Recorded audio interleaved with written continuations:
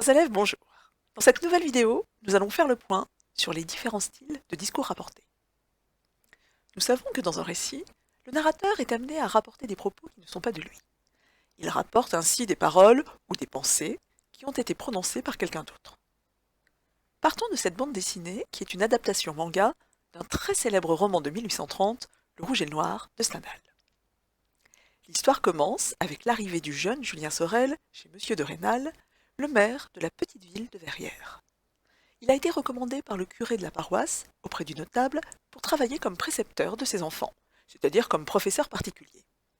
Julien est issu d'un milieu modeste, et il est mal à l'aise lorsqu'il rencontre pour la première fois Madame de Rênal, la mère des enfants. Regardons rapidement cette planche.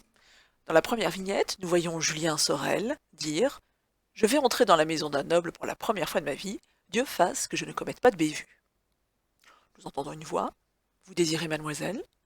Julien s'interroge. Une femme apparaît et dit « Oh, veuillez m'excuser, je vous avais pris pour une jeune femme. Que voulez-vous ici, mon enfant ?» Julien balbutie « Je... » Il regarde la femme. Quelle belle allure a ce jeune homme. Ses traits sont si doux, si féminins. Nous partageons les pensées de Madame de Rênal, regardant Julien. Julien lui répond « Je viens pour être précepteur, madame. » Et elle de répondre « Pardon ?»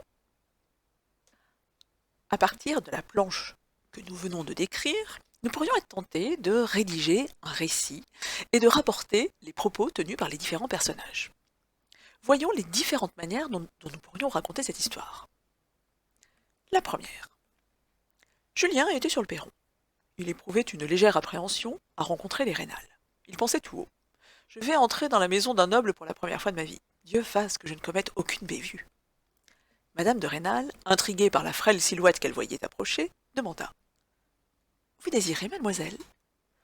Devant la mine surprise de Julien, elle se reprit. « Oh, veuillez m'excuser, je vous avais pris pour une jeune femme. Que voulez-vous, mon enfant ? » Je viens pour être précepteur, madame, balbutia Julien. Elle étudia le jeune garçon qui se tenait devant elle. Elle se disait « Quelle allure a ce jeune homme!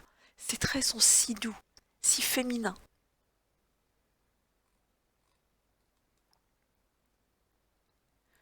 Voici une première manière de rapporter les paroles. Le narrateur choisit de faire entendre la voix des personnages et de faire entendre exactement les paroles qu'ils ont prononcées. Si nous devions lire ce texte à plusieurs voix, il faudrait 3 lecteurs différents, ou 3 voix différentes. La voix du narrateur, celle de Julien, et enfin celle de Madame de Rênal. On dit que les paroles sont ici rapportées au discours direct, ou au style direct. Voyons ensuite une deuxième manière de raconter cette histoire. Julien était sur le perron. Il éprouvait une légère appréhension à rencontrer les Rênal. Il pensait qu'il allait entrer dans la maison d'un noble pour la première fois de sa vie. Il espérait qu'il ne commettrait aucune bévue.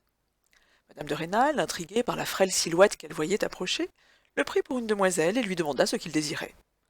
Devant la mine surprise de Julien, elle se reprit et s'excusa de l'avoir pris pour une jeune femme. Elle lui demanda ce qu'il voulait.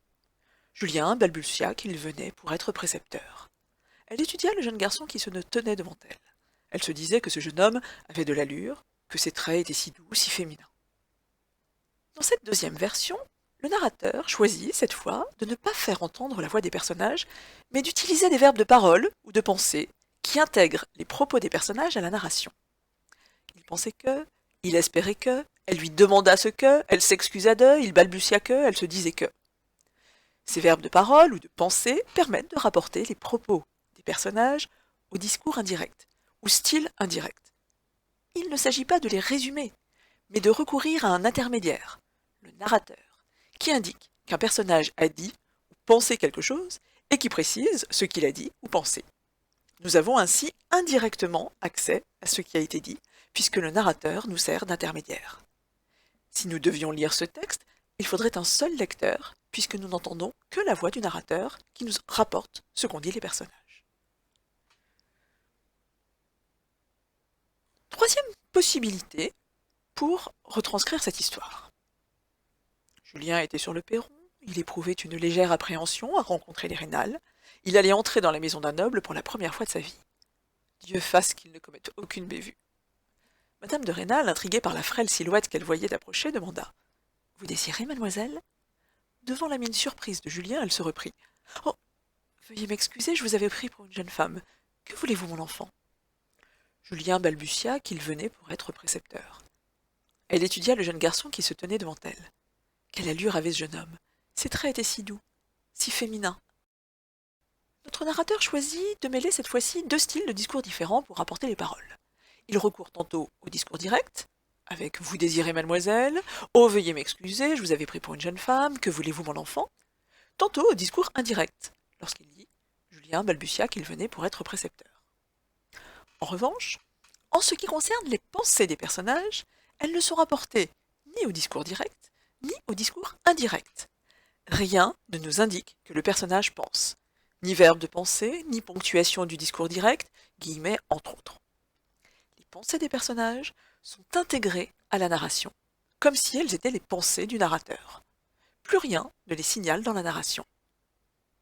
Nous pouvons encore relever, il allait entrer dans la maison d'un noble pour la première fois de sa vie. Dieu fasse qu'il ne commette aucune bévue. Quelle allure avait ce jeune homme! Ses traits étaient si doux, si féminins.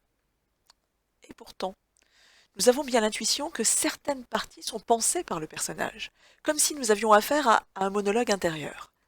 Elles comportent de plus des marques d'oralité, qui prouvent que ces phrases sont de l'oral que l'on a mis par écrit, que l'on a intégré à la narration, comme l'injonction « Dieu fasse que » ou l'emploi d'une phrase exclamative, l'adverbe d'intensité « si » qui traduit la subjectivité du personnage. On dit que ces pensées, ainsi intégrées à la narration, et pourtant décelables à ces fameuses marques d'oralité, sont rapportées au discours indirect libre, au style indirect libre. Évoquons enfin une dernière manière de retranscrire cette planche. Julien était sur le perron. Il éprouvait une légère appréhension à rencontrer les Rénal et se posait beaucoup de questions. Madame de Rênal, intriguée par la frêle silhouette qu'elle voyait approcher, interrogea Julien, qu'elle avait d'abord pris pour une fille. Julien balbutia qu'il venait pour être précepteur. Elle étudia le jeune garçon qui se tenait devant elle. Quelle allure avait ce jeune homme! Ses traits étaient si doux, si féminins.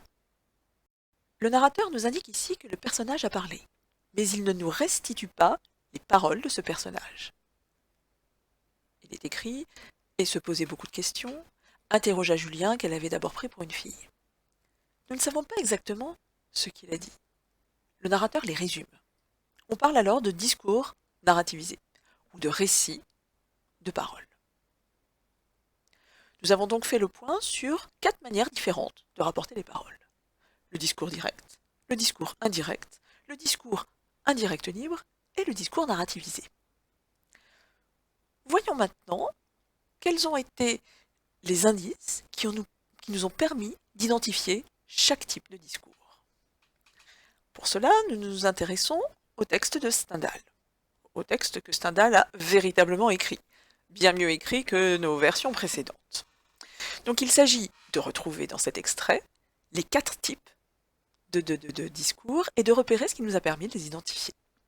Je lis d'abord le texte de Stendhal. Avec la vivacité et la grâce qui lui étaient naturelles quand elle était loin des regards des hommes, Madame de Rênal sortait par la porte-fenêtre du salon qui donnait sur le jardin, quand elle aperçut près de la porte d'entrée la figure d'un jeune paysan presque encore enfant, extrêmement pâle et qui venait de pleurer. Il était en chemise bien blanche, et y avait sous le bras une veste fort propre de ratine violette. Le teint de ce petit paysan était si blanc, ses yeux si doux, que l'esprit un peu romanesque de Madame de Rênal eut d'abord l'idée que ce pouvait être une jeune fille déguisée qui venait demander quelque grâce à monsieur le maire. Elle eut pitié de cette pauvre créature arrêtée à la porte d'entrée et qui évidemment n'osait pas lever la main jusqu'à la sonnette. Madame de Rênal s'approcha, distraite un instant de l'amer chagrin que lui donnait l'arrivée du précepteur. Julien, tourné vers la porte, ne la voyait pas s'avancer. Il tressaillit quand une voix douce lui dit, tout près de l'oreille, « Que voulez-vous ici, mon enfant ?» Julien se tourna vivement, et frappé du regard si rempli de grâce de Madame de Rênal, il oublia une partie de sa timidité. Bientôt, étonné de sa beauté, il oublia tout, même ce qu'il venait faire. Madame de Rênal avait répété sa question. « Je viens pour être précepteur, madame, » lui dit-il enfin, tout honteux de ces larmes qu'il essuyait de son mieux. Madame de Rênal resta interdite. Ils étaient fort près l'un de l'autre à se regarder. Julien n'avait jamais vu un être aussi bien vêtu et surtout une femme avec un teint si éblouissant lui parler d'un air doux. Madame de Rênal regardait les grosses larmes qui s'étaient arrêtées sur les joues si pâles d'abord et maintenant si roses de ce jeune paysan. Bientôt elle se mit à rire, avec toute la gaieté folle d'une jeune fille. Elle se moquait d'elle-même et ne pouvait se figurer tout son bonheur. Quoi? C'était là ce précepteur qu'elle s'était figuré comme un prêtre sale et mal vêtu, qui viendrait gronder et fouetter ses enfants? Alors dans un premier temps, le narrateur porte à notre connaissance les pensées de Madame de Rênal. Il s'en fait l'intermédiaire. Elles sont rapportées au discours indirect. C'est la partie que j'ai surlignée en jaune. L'esprit un peu romanesque de Madame de Rênal eut d'abord l'idée que ce pouvait être une jeune fille déguisée qui venait demander quelque grâce à monsieur le maire. L'ensemble est rédigé aux personnes de la narration, c'est-à-dire à la troisième personne, et autant employé dans la narration, l'imparfait, le passé simple et le conditionnel. Le narrateur nous indique que Madame de Rênal pense, grâce au verbe de penser, eut l'idée que. Le sujet de ce verbe, l'esprit un peu romanesque de Madame de Rênal, faisant référence au champ lexical de la pensée, va dans le même sens. Ce verbe de penser est ensuite suivi du contenu des pensées de Madame de Rênal. Ce pouvait être une jeune fille déguisée qui venait demander quelque grâce à monsieur le maire. Ces pensées sont introduites par le mot subordonnant que, et sont donc subordonnées au verbe de penser une idée. Autant d'éléments qui permettent de repérer le discours direct. Le narrateur nous fait ensuite entendre la question que Madame de Rênal adresse à Julien. « Que voulez-vous ici, mon enfant ?» De même, nous fera-t-il entendre la réponse du jeune homme. « Je viens pour être précepteur, madame. » Il restitue la voix des personnages. Leurs paroles sont par conséquent rapportées au discours direct. Elles sont contenues dans un dialogue. Nous le repérons immédiatement grâce à la ponctuation employée. Les deux points, qui introduisent le discours direct, et les tirets que l'on emploie chaque fois qu'un personnage prend la parole. Nous le repérons également grâce au verbe de parole « dit », qui nous permet de savoir qui parle. Dans un premier temps, il introduit le dialogue, il est alors suivi de deux points. Dans un second temps, il est employé dans une phrase de narration en plein milieu du dialogue, c'est-à-dire dans une incise. Lui dit-il enfin, tout honteux de ses larmes qu'il essuyait de son mieux. Isolé par la ponctuation. Par ailleurs, les paroles au discours direct contrastent fortement avec la narration. Alors que la narration se fait ici au passé, avec l'emploi de l'imparfait du passé simple, comme temps du récit, le dialogue, lui, se fait au temps du dialogue, ou de l'énonciation, à savoir le présent. Que voulez-vous? Je viens de... etc. De plus, alors que la narration se fait à la troisième personne, le dialogue, lui, se fait aux personnes de l'énonciation, la première personne et la deuxième personne du singulier. Nous pouvons relever des indices de présence du locuteur, le déterminant possessif mon, de mon enfant, dans les paroles de Madame de Rênal, et le pronom personnel je, dans les paroles de Julien. De même, trouvons-nous des indices de présence du destinataire, le pronom personnel vous, lorsque Madame de Rênal s'adresse à Julien, et les apostrophes mon enfant, Madame, expressions utilisées par les personnages pour désigner leur interlocuteur. Elles aussi sont isolées par la ponctuation. Le discours direct est enfin caractérisé par les marques d'oralité, les types de phrases. Nous pouvons relever une phrase interrogative, que voulez-vous ici, mon enfant, qui nous renseigne sur l'intention du locuteur et sur l'intonation des paroles prononcées. Ensuite, notre narrateur emploie un verbe de parole, avait répété, nous indiquant que le personnage a parlé. Néanmoins, il ne rapporte pas ses propos, il les résume. Madame de Rênal avait répété sa question. Nous savons en gros ce qu'elle a dit, mais nous ne savons pas exactement ce qu'elle a dit, et nous ne l'entendons pas. Il est vrai que ces paroles n'ont pas beaucoup d'intérêt, puisque Madame de Rênal ne fait que se répéter. On parle alors de discours narrativisé, ou de récit de parole. À la fin du texte, le narrateur intègre dans la narration des énoncés qui pourraient être dits ou pensés par les personnages. L'ensemble est rédigé aux personnes de la narration, c'est-à-dire à la troisième personne, et au temps de la narration, imparfait, passé simple et conditionnel. Pourtant, ces énoncés portent la marque d'une subjectivité et ont conservé des caractéristiques de l'oral. Comme le narrateur n'emploie pas de verbe de parole ou de pensée, le lecteur n'est pas toujours sûr qu'ils appartiennent bien au personnage. On parle de discours indirect libre. Ils sont souvent un indicateur du point de vue interne. Pour le premier, nous partageons le point de vue de Julien. Il est écrit Julien n'avait jamais vu un être aussi bien vêtu et surtout une femme avec un teint si éblouissant lui parler d'un air doux. Connaissons ici le jugement qu'il porte sur Madame de Rênal la première fois qu'il la voit. Les termes employés sont des adjectifs mélioratifs, mis en valeur par des adverbes d'intensité. Un être aussi bien vêtu, un teint si éblouissant, un air doux. Et nous savons qu'il n'a jamais vu de femme comme elle. Cette phrase aurait pu être pensée par Julien. En ce qui concerne notre second extrait, nous partageons cette fois-ci le point de vue de Madame de Rênal. Voyons ce qu'il est écrit. Quoi? C'était là ce précepteur qu'elle s'était figuré comme un prêtre sale et mal vêtu, qui viendrait gronder et fouetter ses enfants? L'énoncé comporte ici des marques d'oralité qui ne laissent planer aucun doute. Cette phrase est bien rapportée au discours indirect libre. La phrase est exclamative. Quoi a ici valeur d'interjection.